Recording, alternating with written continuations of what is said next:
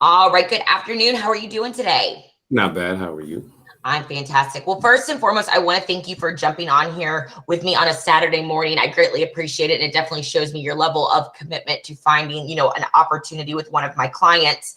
So you have a fantastic background working in logistics and dispatch and coordination and a little bit of sales. So I'm going to kind of let you take the stage. Tell us a little bit about what you've been doing throughout your career. All right. I have a long history in customer service and dealing directly with customers. I have about 5 years experience in the sales manager role, leading different sales teams. It was a group of three, but it was three groups of three. So three separate groups. And I was the lead there. Then I made the jump over to logistics, and that's where I've been the last 6 years or so. I am Wonderful. pretty much doing everything over there in logistics, light truck loads and box trucks, straight trucks. And I also deal with semi trucks and reefer loads and whole 50-foot, 52-foot trailers and all of that. So I'm on both ends of logistics. Fantastic. And what got you working? Led you to working in logistics coming from such a strong sales background? There was, for the position I was in sales, the money kind of balanced out and I wasn't having to be as aggressive because sales has a level of aggression that you have to maintain. Whereas logistics, I was able to make the same money, but I was able, or at least close to the same money. And I was able to not have to be so aggressive. You know what I mean? I like that. I can respect that because, yeah, sales never stops, does it? At all. And if you want your check to look right, it has to be on, So, dealing with logistics, obviously, you are having to deal with a lot of moving parts. No pun intended there. As far as obviously, managing incoming loads, outgoing loads. What type of software do you have experience working with to manage your day-to-day operations?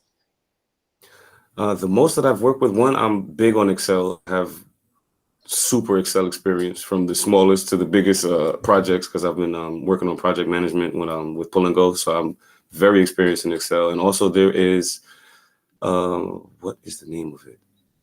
I don't work directly with the program, but it's a green screen program. It's super simple. And it's just only a matter of inputting information from the Excel.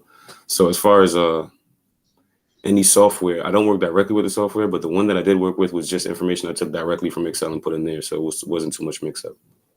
All right, fantastic.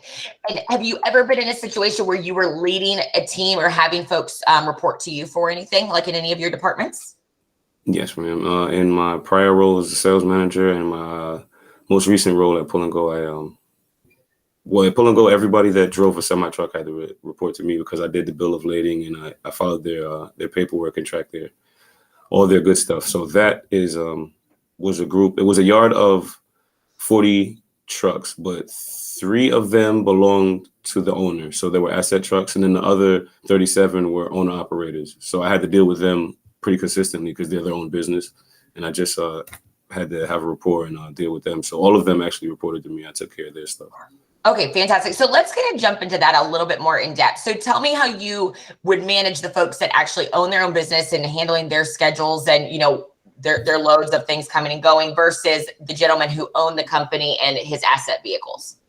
When it comes to the asset vehicles, just to be frank, they don't have much pushback. If we need you to go to Alaska for some reason, you don't really have much pushback in the manner you kind of got to go to Alaska. But with the owner operators, we have more of a negotiation style of discussion where you learn where they like to go, where they don't, the time of the week they like to go, the time of the week they like to come back, scheduling with them because they're their own business. So you can't just tell them to go to Hawaii this week and they're going to jump. Whereas with your assets, they really can't tell you no. so they have to, So I was able to understand and manage it. Absolutely. Now, if you weren't sitting here with me and I was chatting with one of your colleagues and I asked them how to describe your work ethic, what do you think they would say? I'm annoying because I just try to get things off my plate as soon as humanly possible. I don't want it to sit on my plate too long because then I get like anxiety about it. So you're a guy that gets stuff done is how I take that. Yes, ma'am. All right, beautiful. And then what would you say is the most important thing to you about the next company that you work for?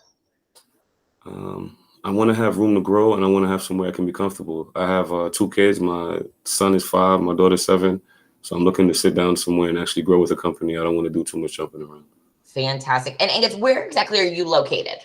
I'm in Castleberry. Castleberry, wonderful. And then what type of commutable distance is applicable for you to consider an opportunity?